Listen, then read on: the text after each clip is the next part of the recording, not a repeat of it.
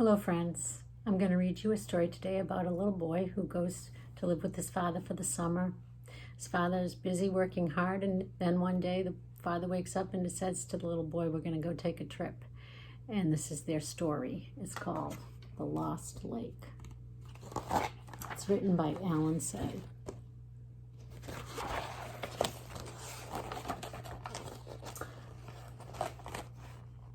I went to live with Dad last summer. Every day he worked in his room from morning to night, sometimes on weekends too. Dad wasn't much of a talker, but when he was busy, he didn't talk at all. I didn't know anybody in the city, so I stayed home most of the time. It was too hot to play outside anyway. In 1 month, I finished all the books I'd brought, and I grew tired of watching TV.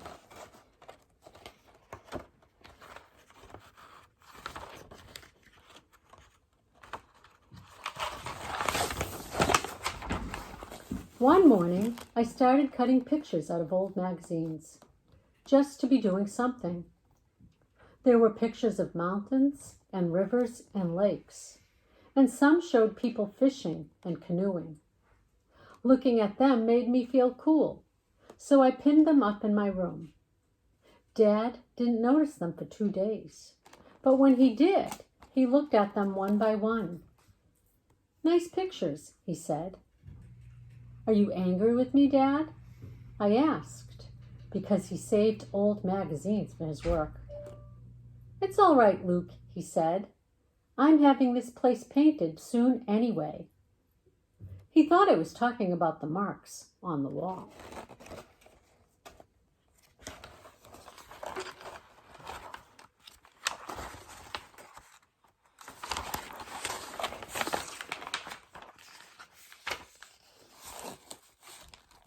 That Saturday, Dad woke me up early in the morning and told me we were going camping. I was wide awake in a second.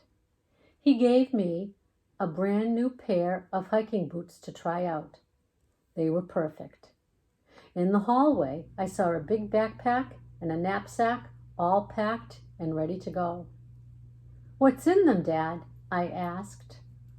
"Later," he said. "We have a long drive ahead of us."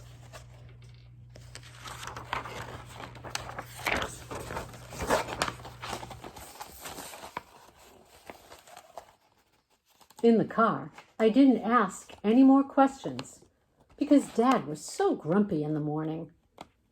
"Want a sip?" he said, handing me his mug. He'd never let me drink coffee before. It had lots of sugar in it. "Where are we going?" I finally asked. "We're off to the Lost Lake, my lad." "How can you lose a lake?" "No one's found it, that's how." Dad was smiling. "Grandpa and I used to go there a long time ago. It was our special place, so don't tell any of your friends." "I'll never tell," I promised. "How long are we going to stay there?" 5 days, maybe a week." "We're going to sleep outside for a whole week?" "That's the idea." Oh boy.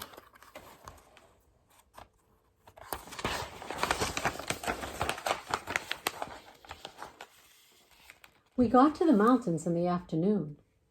"It's a bit of a hike to the lake, son," Dad said. "I don't mind," I told him. "Are there any fish in the lake?" "Hope so. We'll have to catch our dinner, you know."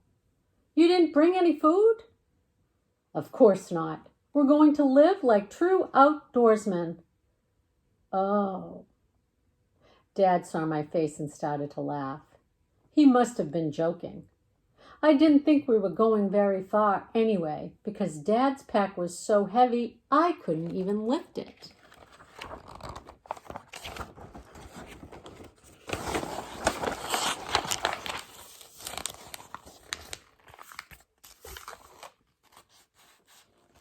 Well, Dad was like a mountain goat. He went straight up the trail, whistling all the while. But I was gasping in no time.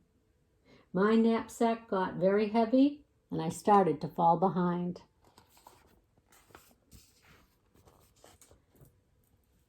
Dad stopped for me often, but he wouldn't let me take off my pack. If I did, I might be too tired to go on, he said. It was almost supper time when we got to the lake.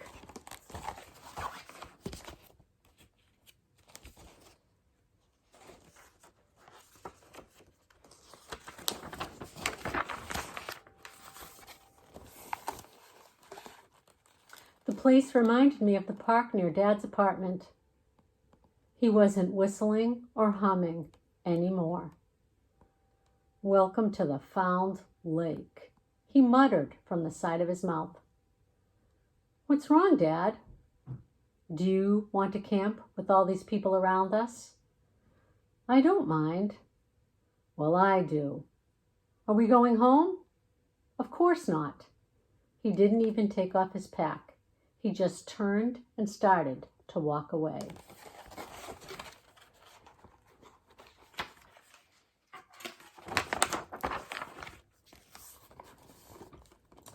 Soon the lake was far out of sight. Then it started to rain. Dad gave me a poncho and it kept me dry. But I wondered where we were going to sleep that night. I wondered what we were going to do for dinner. I wasn't sure about camping anymore. I was glad when Dad finally stopped and set up the tent. The rain and wind beat against it, but we were warm and cozy inside. And Dad had brought food. For dinner we had salami and dried apricots.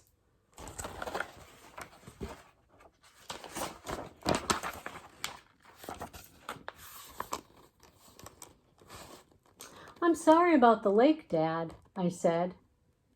He shook his head. "You know something, Luke?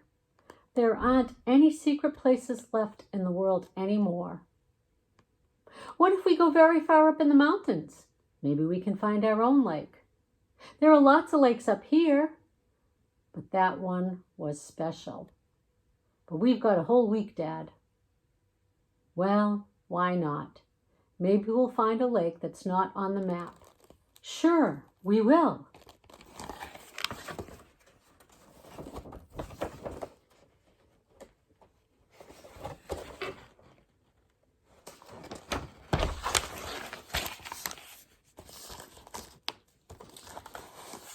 We started early in the morning.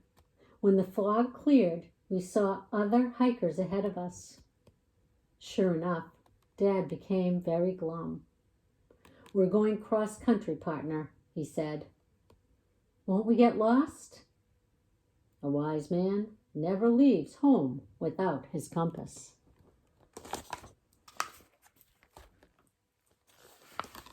So we went off the trail. The hills went on and on. The mountains went on and on. It was kind of lonesome.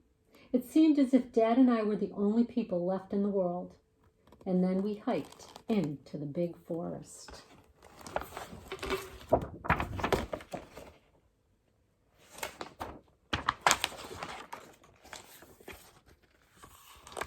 At noontime, we stopped by a creek and ate lunch and drank ice-cold water straight from the stream. I threw rocks in the water, and fish like shadows darted in the pools. "Isn't this a good place to camp, Dad?" "I thought we were looking for our lake." Yes, right," I mumbled.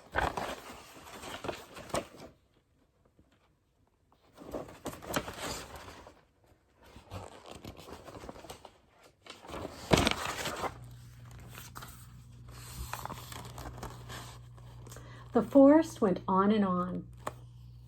"I don't mean to scare you, son," Dad said, "but we're in bear country. We don't want to surprise them, so we have to make a lot of noise. If they hear us, they'll just go away." "What a time to tell me!" I started to shout as loudly as I could.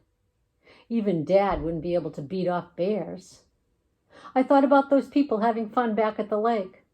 I thought about the creek, too, with all the fish in it. It would have been a fine place to camp.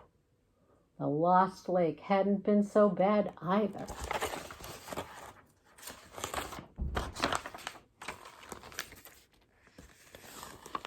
dark when we got out of the forest.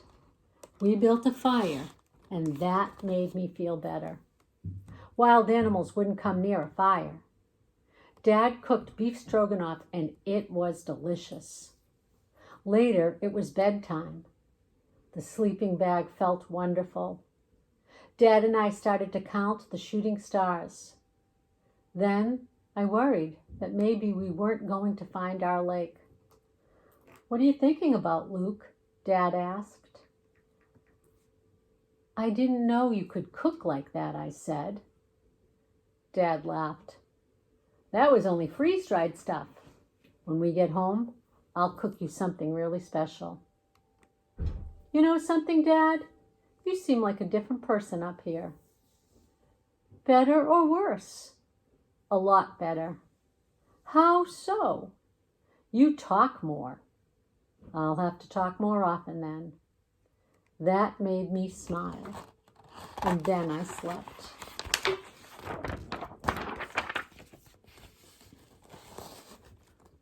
After breakfast, we climbed a mountain and saw our lake below us. There wasn't a sign of people anywhere. It really seemed as if Dad and I were all alone in the world. I liked it just fine.